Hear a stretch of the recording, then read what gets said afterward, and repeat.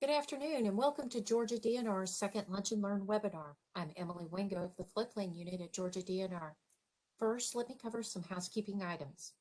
Please note the chat box and use it for in-meeting messages with participants by choosing either an individual or everyone from the drop-down menu. All questions do need to be placed in the chat box and posted to everyone, as we will not be taking questions by audio. If you're having technical difficulties, Jim Kilinowski of Dewberry is monitoring the chat box and will be trying to help you with those. We are in listen-only mode, so please make sure your mic is muted. If you're having Wi-Fi issues, you may want to turn off your camera and any other programs you have running. We are offering 1 hour of continuing education credits for CFMs. We will be asking poll questions during the session that must be answered, along with giving us your name and email at the end of the presentation. A copy of the presentation will be emailed to all attendees, along with a survey that we appreciate you completing so we can improve these webinars in the future. We also plan to post the video on georgiadfirm.com. All right, so let's get started. Today we have a presentation about the community rating system and important changes that will be occurring in January. Our presenter is Dave Arkens. For those of you who don't know Dave, he's been involved with the CRS program for almost 20 years as a floodplain manager and a CRS coordinator for a small Southern Oregon community. A CRS specialist serving communities across the nation and conducting CRS cycle visits with several Class 4 or better communities, and as a technical coordinator for the CRS program. He is currently the Activity 330 Program for Public Information Technical Reviewer and has served on the CRS Task Force and on the CRS Program Coordination Team. So we're extremely appreciative of having someone so steeped in the CRS program to be presenting today. And with that introduction, I'll now turn it over to Dave. Thank you, Emily, and good afternoon to everyone. Thank you for all joining us today. We appreciate the time, and we hope we give you some really good information about what's coming up on the CRS program and the changes in the addendum coming up, hopefully January 1st. I am also on the line here today with Emily Shmidt. She is the CRS specialist for Georgia now, and she will be taking care of those communities in your state and coming in to do cycle visits. Hopefully at some point we'll be back on the road and we'll be released from our virtual world, and we'll be coming back out to actually speak with you face to face at some point. We hopefully that's soon. Today I want to give you some just some real. I can't hear anyone. Can you guys hear me?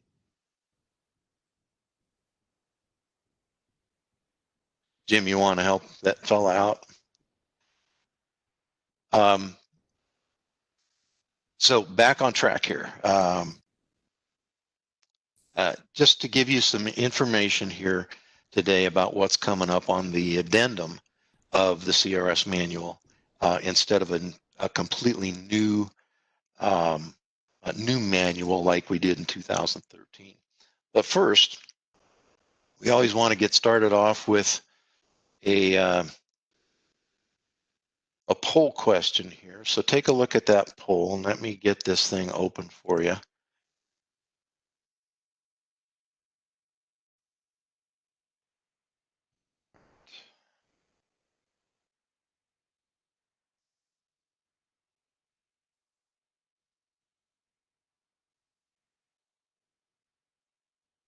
All right, the first poll is open, and it is how many communities in Georgia participate in the CRS program. So you guys can start doing that. I'm going to give you just a few seconds to get that figured out, and then we'll take it from there. As you're doing that, again, I want to just, if you're watching the cameras, Emily Shmidt, if you can just give a wave just to let everybody know who you are, and they can see the face, put the face with the name kind of thing. And we'll have some contact information for y'all as we get into this presentation today. Thanks, Dave. Sure. All right, I don't see any more folks taking the poll quite yet, so I'm going to go ahead and close this up. You've got about 3 seconds, 3, 2, 1, and let's close that poll. All right. And for those of you who are wondering what it is, and we got a few more seconds here before this clicks down.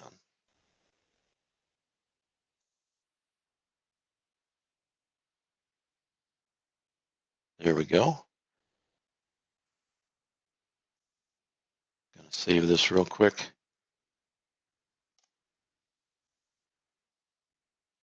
And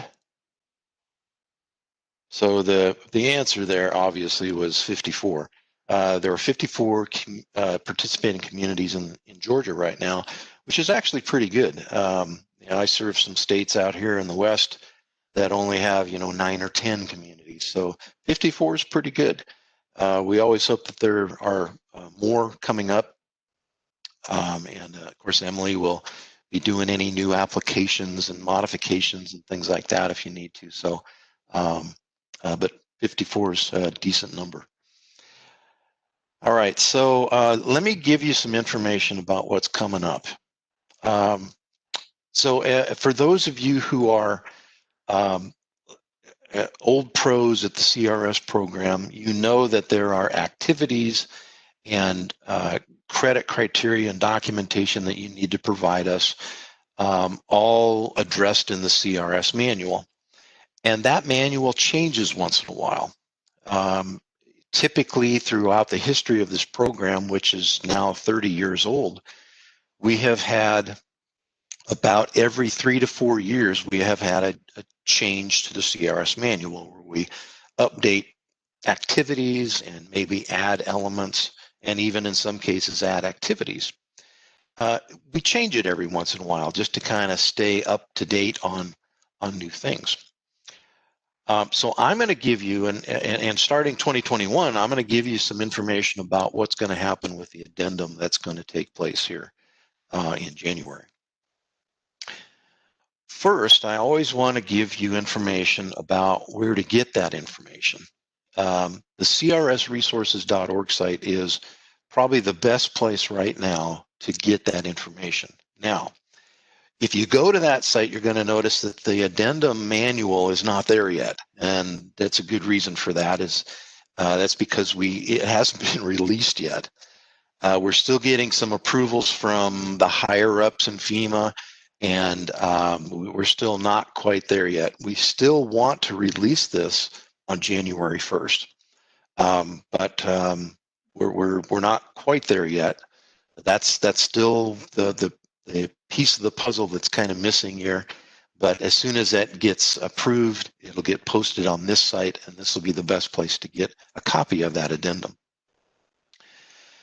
This is also a great place to get lots of other information as well. The CRS activities and all of the elements are listed on this activity sheet, which has all of the elements listed and the points that are available there and what page number of the manual that you can find them on. Now, this is good information to have, especially for newer communities that are looking at entering the program, or even when you're looking at doing a modification. One thing that I do want to bring to your attention, though, notice that this column here, the max column, now this is maximum points for that particular element. This is not the points that you're going to get when you apply for that element, at least not for most folks. So don't let the maximum credit fool you. Take, for example, activity 520 down here, where it says 2,250 points. There's all kinds of little tricky things that you need to meet to get those points there. So, you know, buildings in the floodplain and how many buildings you've acquired and things like that. So just kind of keep that in mind and don't let those max points fool you into thinking that you might be a class 1 right out of the gate. For the most part, that's probably not going to happen. If you need a little more information about what the little specific things in, obviously you can check the CRS manual, but you can give Emily or myself a call or an email as well. Also on the crsresources.org site, you'll get our contact information is there, plus lots of different information. You can get your regional contact information there as well. So please be aware of that. You got lots and lots of really good information here to use. All right, so the quick summary here of what I'm going to cover here is I'm just going to say, hey, why are we doing the addendum instead of a whole new update? What's the purpose of this addendum? And we have some new program prerequisites that we need to introduce and get people thinking about those so they can make sure they're looking at ordinances and things like that, preparing for their next cycle visit. And we have some new elements that we're introducing in some of our activities that will give you an opportunity to pick up some credit too, depending on what you're doing.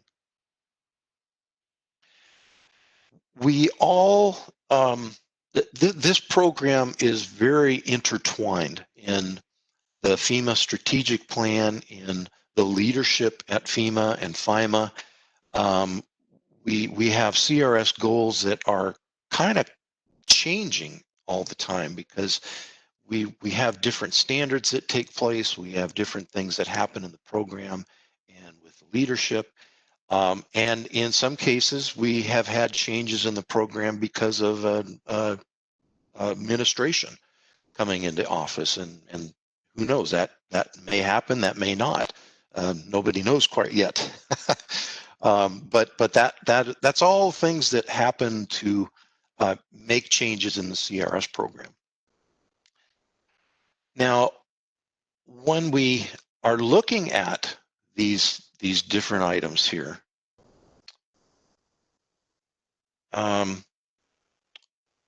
we sometimes retire elements that are no longer viable.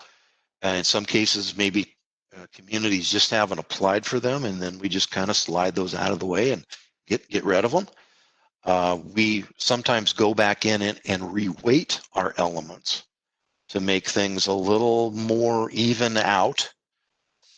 In this particular case with the addendum, we're going to have a Class 8 freeboard requirement and a prerequisite. Some substantial damage language is going to be added to that, and some information and credit about recognizing the flood risk outside of the special flood hazard area. Some information about the Endangered Species Act within some plans that you could develop. And this is the one I'm not quite ready to say yet. I'm not ready to say that what we're doing quite gets to a point where we're simplifying the program. We hope that it does, and eventually the program will hopefully get simpler. But for those of you who have been around a while in the CRS program, you know that this isn't a simple program. It's a fairly complex program.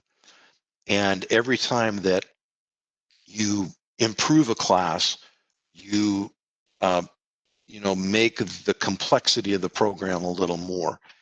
You have to do a little more. You have to give us a little more. You have to document a little more. So I'm not quite ready to say it's a simple program quite yet, and it probably will never get to that point. But hopefully, some of the things we are trying to do, and over the next few years, we will be trying to simplify this a little bit. So this addendum is kind of a bridge from the 2017 CRS manual to what we're introducing, hopefully in January. And I say hopefully because we're still on track to introduce this in January, but we still have a couple of hoops to jump through, and hopefully those will be taken care of probably sooner than Thanksgiving, we all hope. And that way we can get the new addendum loaded up onto the website and everybody can have a copy of it. In fact, I don't even have a copy of it right now. I know some of the things that are going to be taking place. I just can't give you the detailed information quite yet in the addendum to the manual. So hopefully that'll be available very soon. Again, we're hopefully on track for January 1. So every community that cycles after January 1 will be under this new addendum. We're not going to make a draft available. It's just not something that we're prepared to do. I don't think we can't get it out soon enough just to give you a draft. So the final version is going to come out to you. We will have some guidance in the way of information on the website, crsresources.org, and some other webinars and things like that. Information in the newsletter, for example, will come out as well.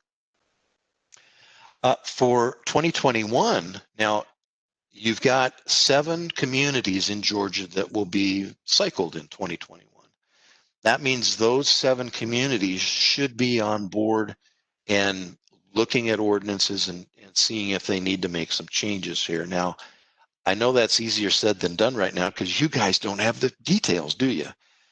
So it's very difficult to know what to do, but hopefully the information I give you here will prompt you to go look at a couple of ordinance items and make changes if you need to.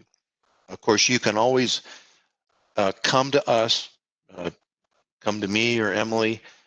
We can give you some information about ordinance changes if you need to. And honestly, we would really prefer that if you do need to make changes or you think you need to make changes, let us know right now. That way we can kind of get on top of things and get you prepared for your 2021 cycle visit.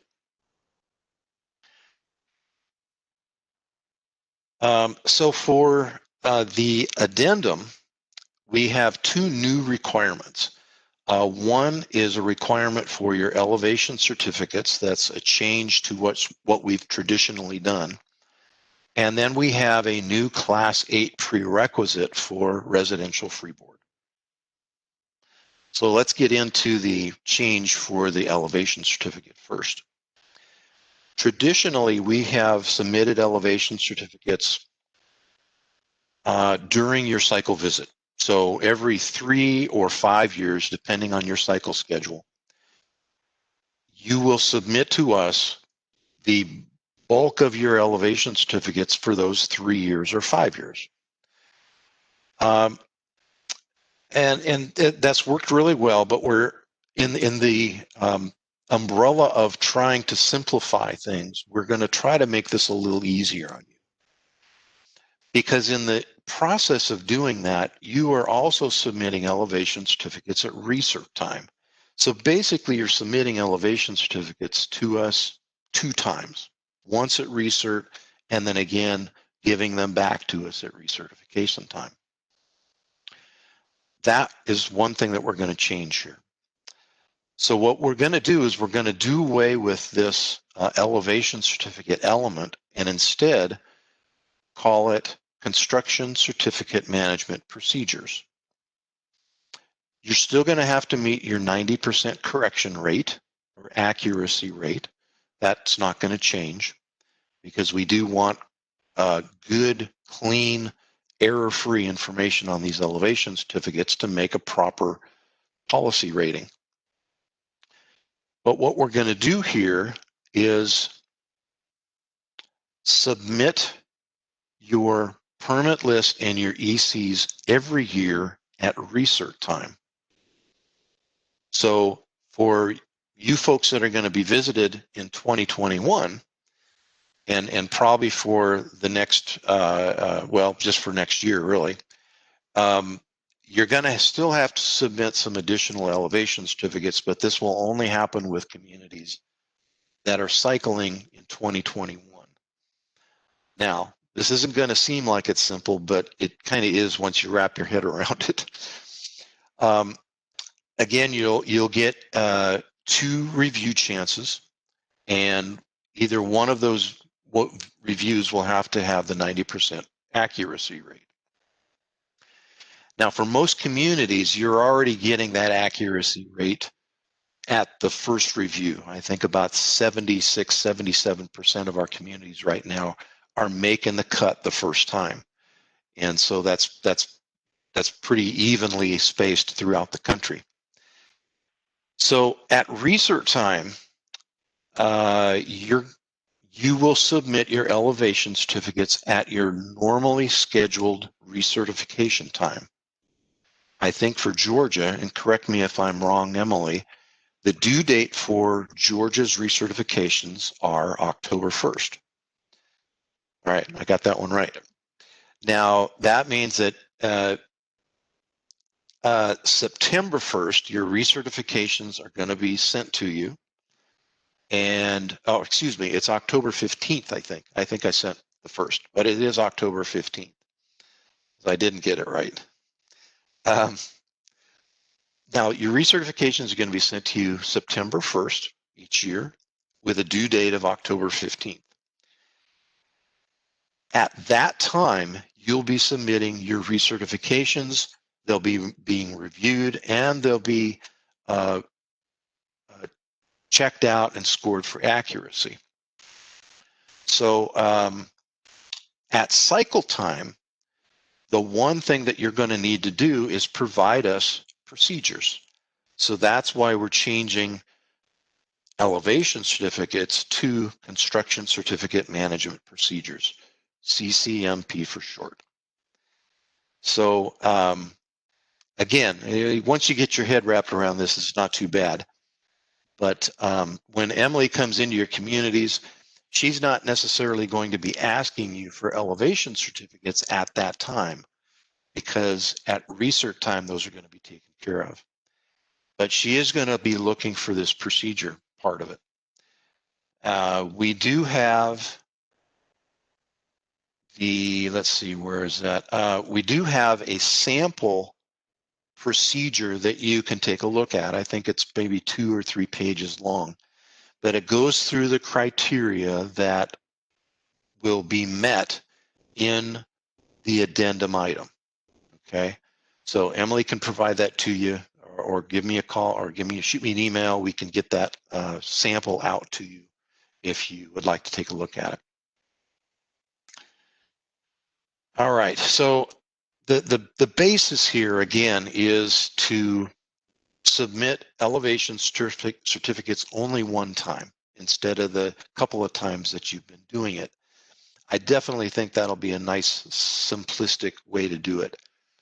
The problems, if you are having elevation certificate problems, get addressed each year, not every 5 years. So we can address things if you're having issues with surveyors or getting the correct information on your ECs. We can address that every year instead of letting it go year after year after year. Again, that guidance that I mentioned for your procedures, we do have a sample, so please get in touch with us if you'd like to take a look at that and adapt it to your own procedures.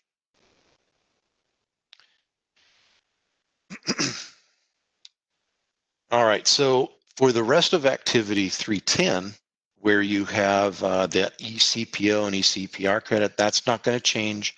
That stays the same. Nothing's going to change there. But we are replacing EC with CCMP.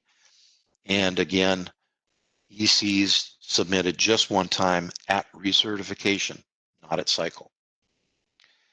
Get in touch with us if you need that guidance. We'd love to provide that model to you just to see, just to give you that information, and you guys can make those little adaptions and things like that to it. We do have available in the next several weeks, over the next couple of months, the CRS webinars that will give you more information of these changes.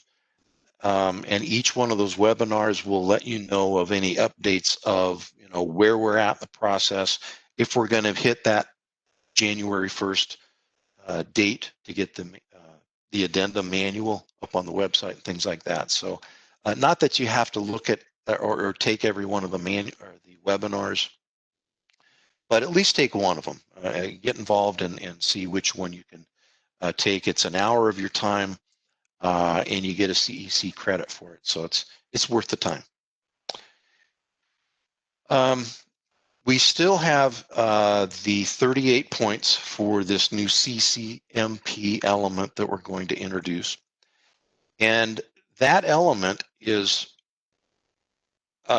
all the little items that you need in your procedures will be how your community collects your ECs, how you review them, how you correct them, how you maintain them, and make them available to the public. Now, this doesn't just include elevation certificates. It includes your flood proofing certificates, your V-zone certificates, engineered opening certificates, and your basement certificates as well. So if you are constructing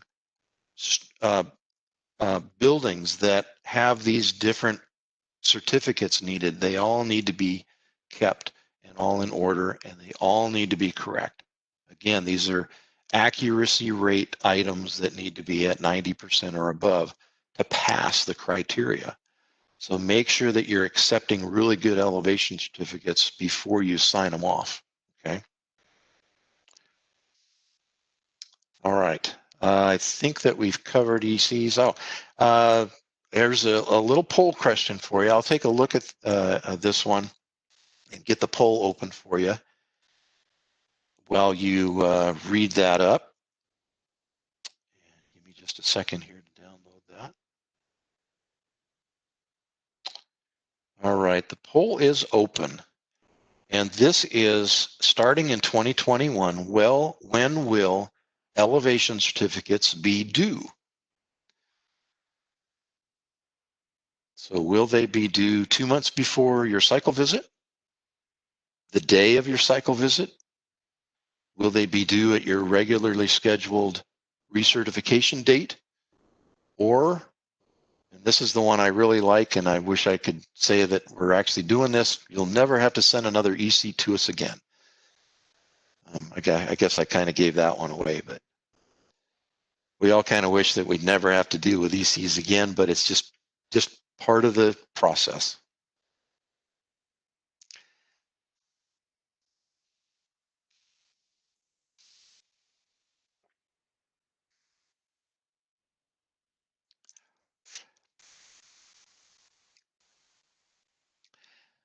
I'll give you a few more seconds here to go through that. And looks like most everybody is done. I'm going to go ahead and close this up. It gives me you got about 15 more seconds to make a decision. Dave, I never saw the question. It's been loaded.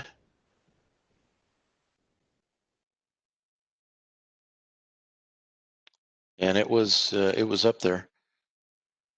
Did everybody else get that? I saw people are voting, so most of you should have gotten it.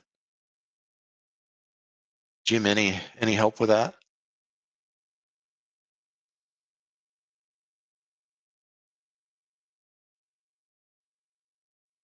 Yes, if you go to the ellipses that shows up on the screen next to participant, you should see a polling window that shows up. And that's for me? That was for the individual who wasn't able to see the polling. Okay, now, thanks. Okay. Yep. Awesome. No problem. Awesome.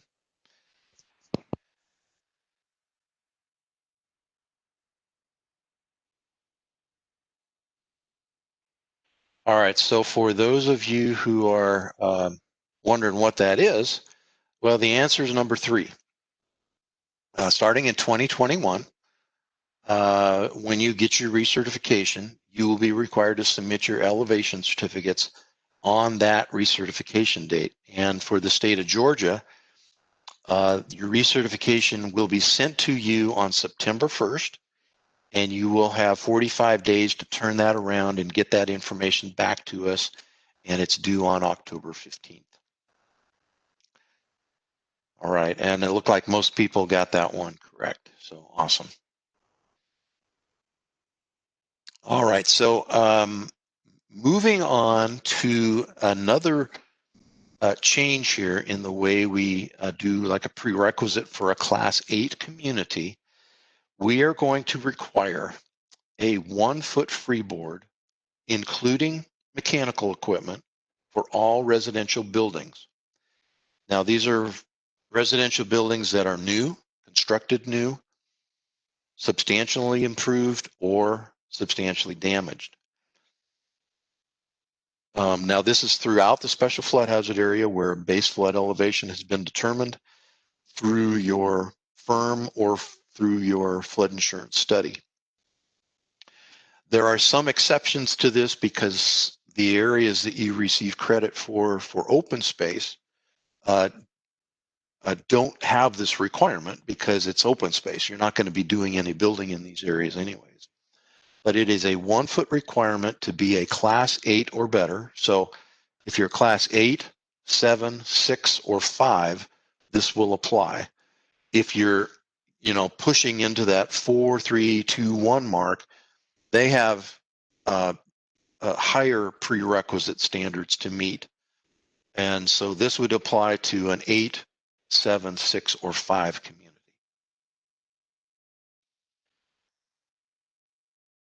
This also includes manufactured homes. So again, it's a residential structure. Mobile homes, manufactured homes are included in that. Again, we're any community that's going to be visited after January 1st will have to meet this criteria. So again, it's something that you do need to kind of take a look at your ordinance, make sure that you're meeting this prerequisite before we come in to do a cycle visit. Again, if you need help looking at that ordinance, figuring out, do I meet it, do I not meet it, that's something that you can send up to us and we can take a look at it and kind of scour over it and see where you're at. There is some information on the crsresources.org, this little explanation of it. It kind of a few sheets about that. And we've also had information about this in the CRS newsletter that comes out about once a quarter.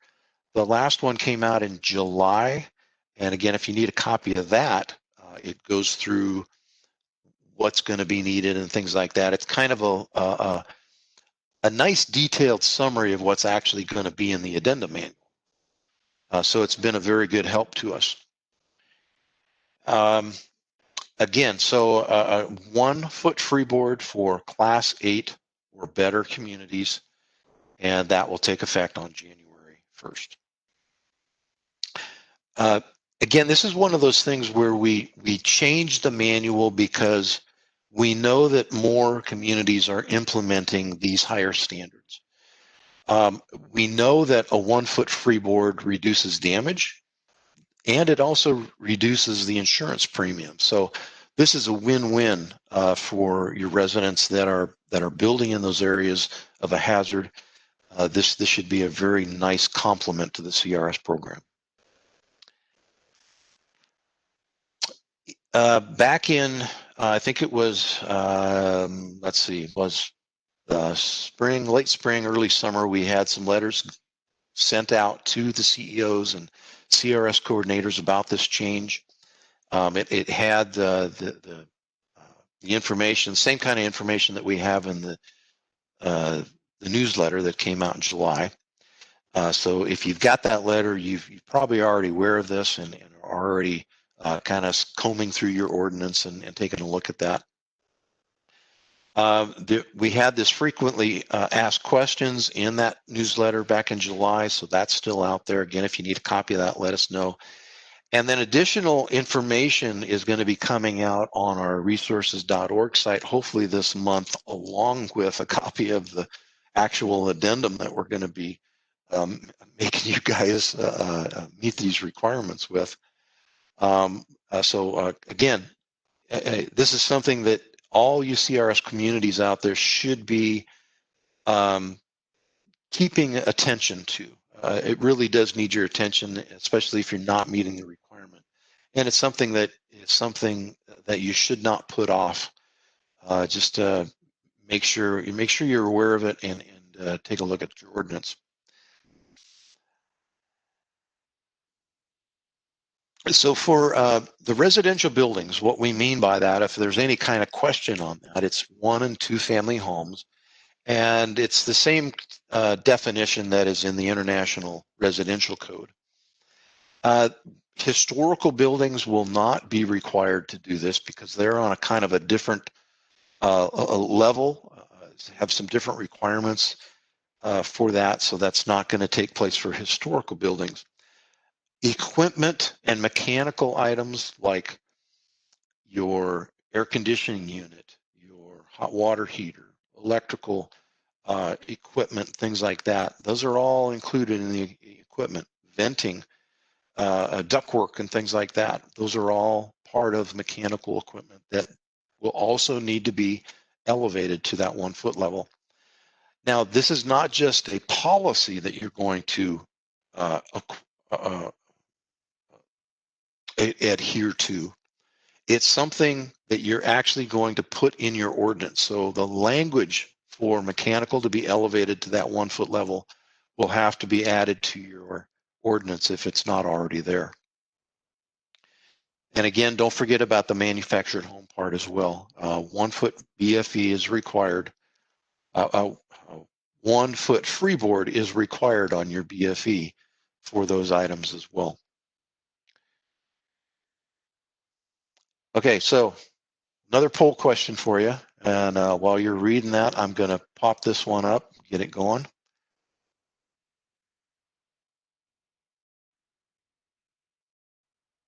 Just a second here.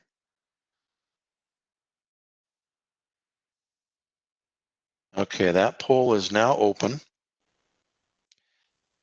And so starting January 1, hopefully, a 1 foot freeboard will be required for residential structures, including manufactured homes with mechanical, for which CRS class?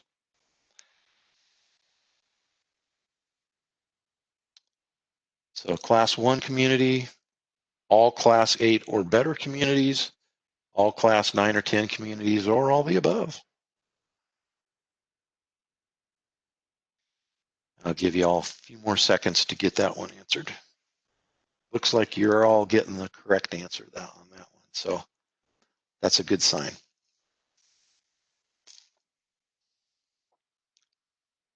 All right, I'm going to go ahead and give that one a close since I don't see any more clicking going on. So you got about 15 more seconds if you haven't.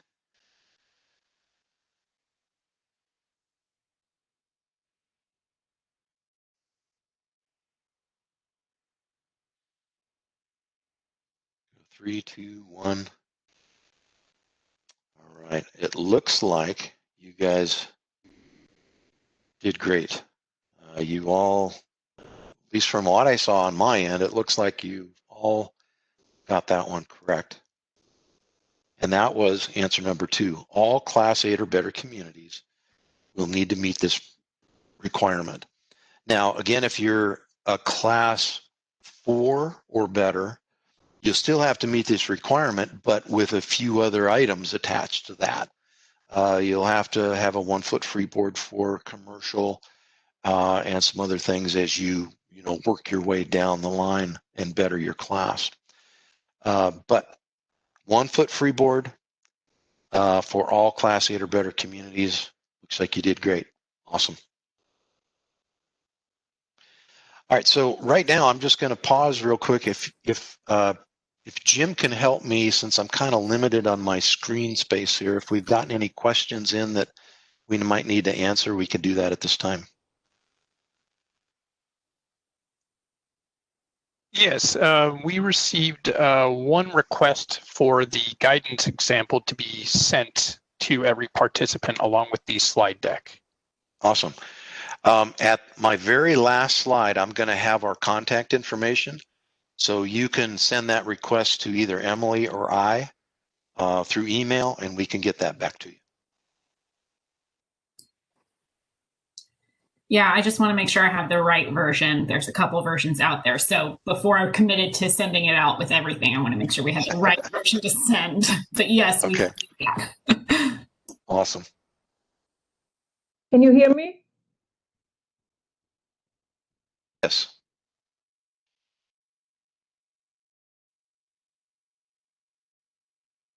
Oh, I heard somebody say, "Can you hear me?" But I can't hear you now. It was Gabrielle.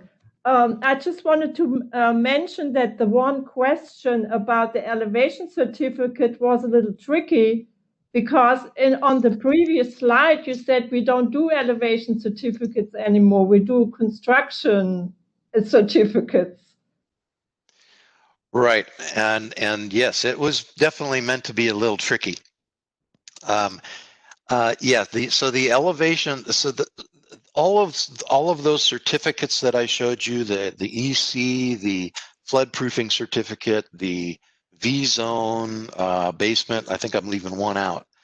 All of those are considered now construction certificates, and those will all be certificates that you'll need to keep and maintain and make sure that you're accepting, good, clean, error-free certificates as well. So it's not quite just elevation certificates anymore. It's a combination of all of those certificates that I showed you on that one slide. Yeah, that's why I thought we don't send elevation certificates anymore. Yeah, it was definitely meant to be a little tricky. Oh, yeah.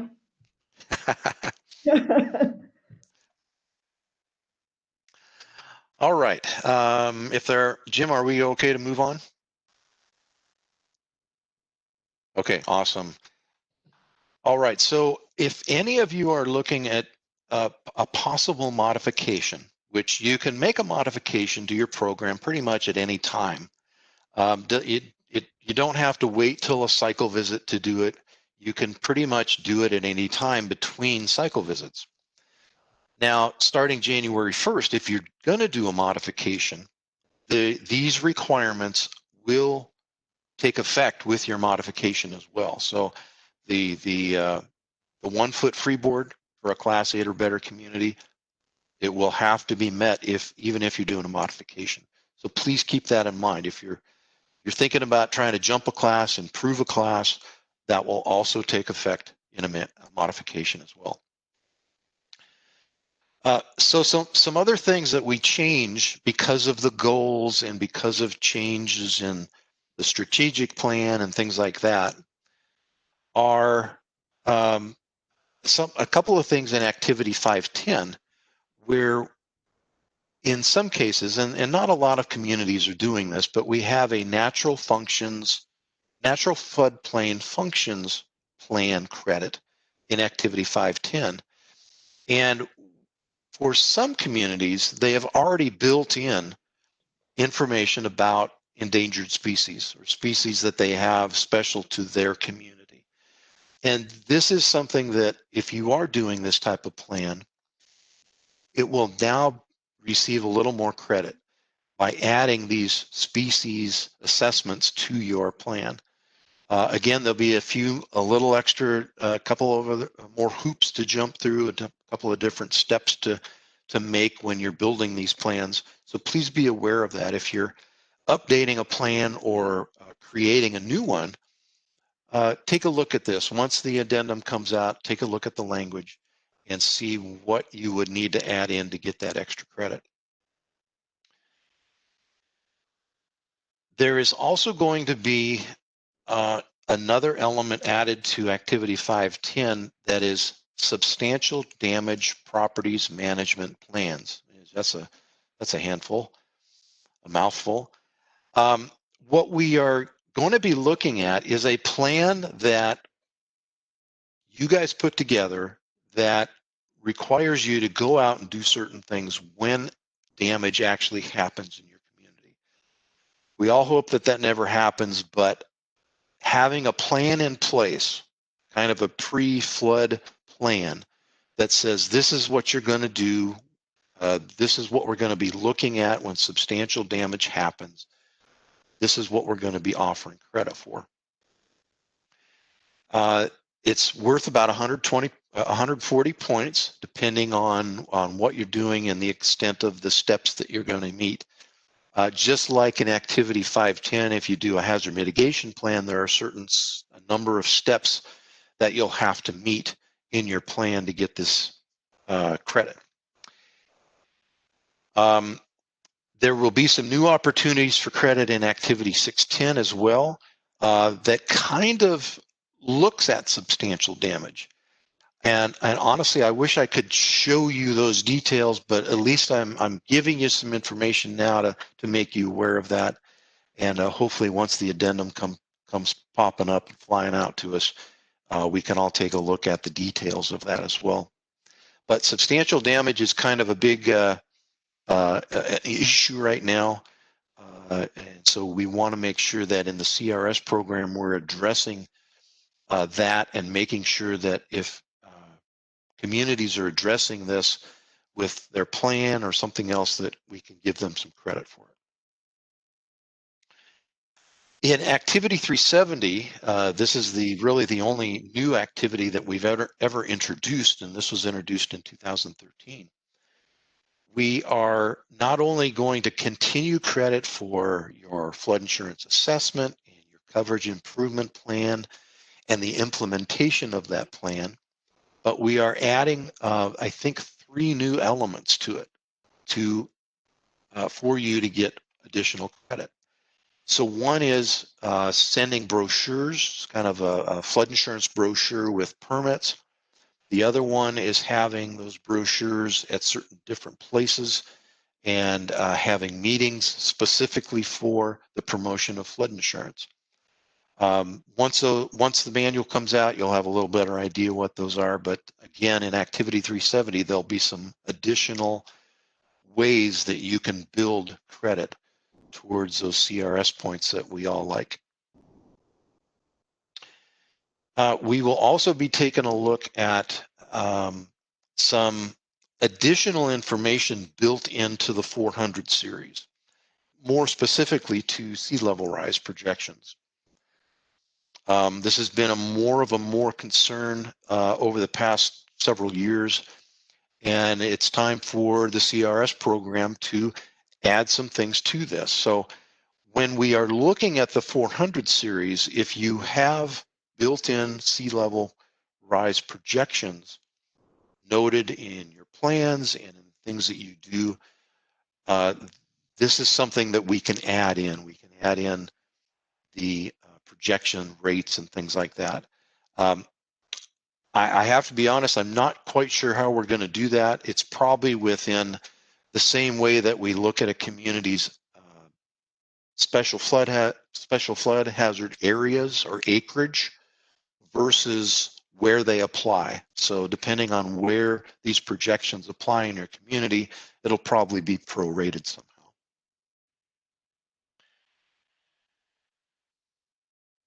We will also have some changes in Activity 450 dealing with the watershed management plan. More specifically with the impact adjustment of those plans. Instead of looking at the entire watershed and giving you a pretty small percentage of the watershed, because only a small percentage of that watershed is within your community, we're going to be basing our credit on the portion of the watershed that's in your community and the part that you regulate to. Now, this doesn't mean that you shouldn't go out and get the acreage amounts for the entire watershed. You're still going to need to do that. But the credit and the impact adjustment will be based on the area within your community. And that, I think, will be a nice enhancement to some Activity 450 credit. So those are the big pieces of this. You get some prerequisite changes. You've got some changes for submitting elevation certificates and other certificates, and also the freeboard requirement as well. So take a look at those ordinances. Again, this information is going to be available in the newsletter updates that we have coming out on a quarterly basis, the CRS webinars that will be available and are available to sign up for right now, crsresources.org, and go to the training page or the training link. For some additional guidance, we'll probably be getting that information onto the CRS resources page as well very soon. And again, we're trying for that January 1st effective date for this addendum stuff. So hopefully we can meet that. Let's see, again, yeah, again, same stuff that I just mentioned. The resources, crsresources.org site is probably the best source of information right now. And for those of you who aren't familiar with this, you've got not only great information for these changes that are going to happen, but for just basic CRS knowledge. There's just a lot of stuff there that you can learn and pick up, and things that you might even help you improve your CRS program as well. Again, CRS webinars are just an hour long. They all start at 1 p.m. Eastern, and they an hour is really nothing, and it'll give you some good information. So go to the website and check those out. There are also webinars there that are not really for the addendum changes that may help you with some other activities as well. So I'll just make a quick plug for those as well. Here's what that website looks like, and just go down to the training tab and you can check those out. All right, so hopefully we're going to simplify some things. In the future, we're definitely looking at retiring some elements and doing some reweighting. We will have definitely more credit in some updates later on, probably in 2023, 2024, something like that, where we expand sea level rise predictions, urban flooding, and watershed development. And depending on what happens with the risk products that are kind of in the wings waiting, that may drastically change the CRS program as well. But for right now, we're just kind of waiting for the addendum to come out so we can move forward with that. We want your input. Many CRS communities don't know that they can give us their input, whether it's what can we improve on, what's missing out of the program, and what can we simplify. We do want to hear from you. If you're a CRS community out there, if you're involved in this program, we do want information from you. So you can email us directly. You can email us your comments, whatever you need to kind of voice and get your input in. We also want to make sure that we get this information to FEMA and our task force. So talk to us, let us know, shoot us an email. We can forward those things on and they move up the line. But we do want to hear from you if you have some input for us. So hopefully you guys know just a little bit more about what's going to happen here with the CRS program over the next few months and the changes that are going to occur. Again, we're here to talk with you. We're here to look at ordinances if you need to, and we just need you to take a look at those and get them to us if need be. Okay.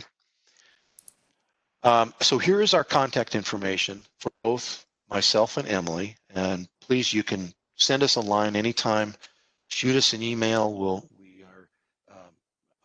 Unless we're on vacation, or I can say unless we're traveling for work, which is not happening right now, we should be able to get right back to you on an email as well.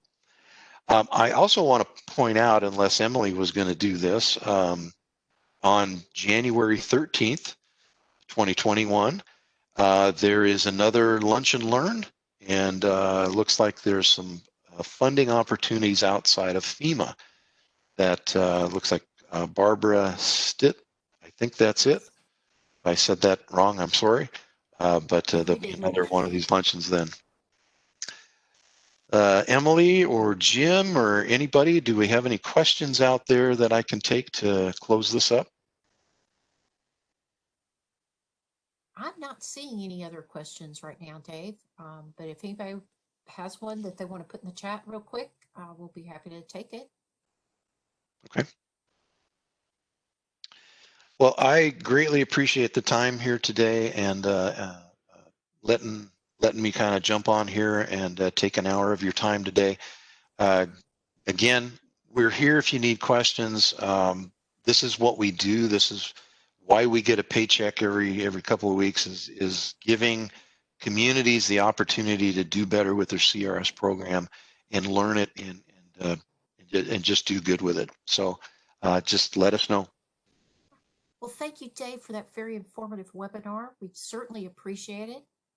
We're going to keep the chat open for a few more minutes just in case anybody else has a question that they want us to get answered for them. Please be sure to include your email address so that we can follow up with you. Again, we're offering one continuing education credit for today's session available to the certified floodplain managers that completed the polling questions and provide us their name and email address right now in the chat box. Go ahead and do that right now. We will be distributing the slide deck and a survey that we greatly appreciate you completing. If you requested a continuing education credit, those certificates will be emailed separately. And again, just want to reiterate, January 13th from 12 to 1, be sure to mark your calendar for the next Lunch and Learn webinar, where we'll have Barbara Stedt, also of Georgia DNR, here to talk about different grant and funding opportunities available outside of FEMA's HMA and BRIC programs. She's a very enthusiastic speaker and shares a lot of great funding ideas. Thank you for attending today's event. And if there's not any other questions, this ends our Lunch and Learn. Have a great day, everyone. Thank you, everybody. Have a great week.